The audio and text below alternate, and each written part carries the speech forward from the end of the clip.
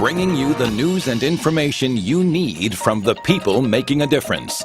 This is Comcast Newsmakers. We're known for our cheesesteaks and we're famous for our sports teams, but did you know that Philadelphia also has the first Red Cross house?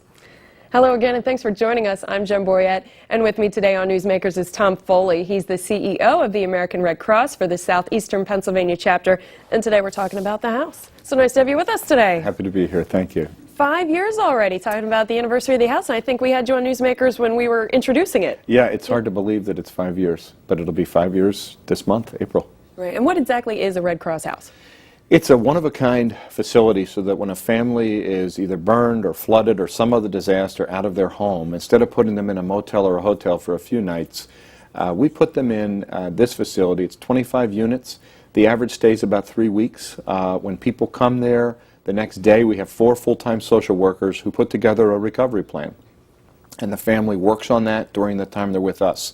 Having everybody in one place like that, the message when you walk in the door is, you're not alone, which is very important. But it also allows us to deliver a range of services that it would be very hard for us to do if we were running around knocking on motel room doors.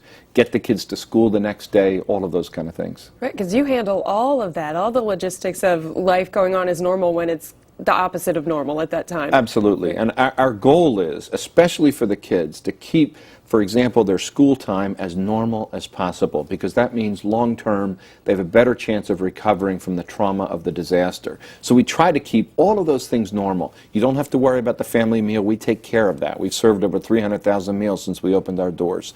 You don't have to worry about the medications. If there's any medications involved, we take care of that. We have emotional support professionals who volunteer their time.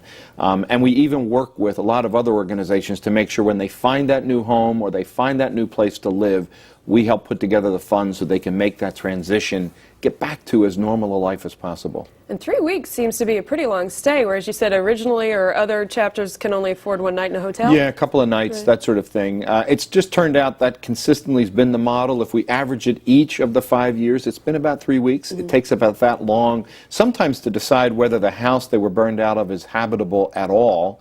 You know, we make that evaluation, and if there's minor repairs that we can do to get them back in, we will. But in many cases, it turns out they can't go back into that home, and it really takes about 3 weeks to focus all the resources and get them into a new place for living, make all the other adjustments that have to take place. Right, and your chapter is the only one in the whole nation with a house like this. Still is. We had 41 of the 50 largest chapters in the country here in the beginning of February, and one of the reasons they came here was they want to see that model, because they get the message, you know, they get it that this is the best way to help people recover from disaster. So other cities soon to be mimicking the house? We shall see. I know they want to. It's just hard. You have to go out and raise the funds to do that every year, and that's a daunting challenge. But they love the model. The successes are palpable. You know, it's we do a holiday party every Christmas, and we have a lot of the families come back, and it's really an incredible experience. Right, and not to mention the effect the house has had on the actual neighborhood that it's in. It's had a revitalization effect. I really think it's had a very positive effect. Basically, you had 2 abandoned lots. It's sort of it's at 40th and Powelton, so it's on the edge of Mantua on the backside of University City.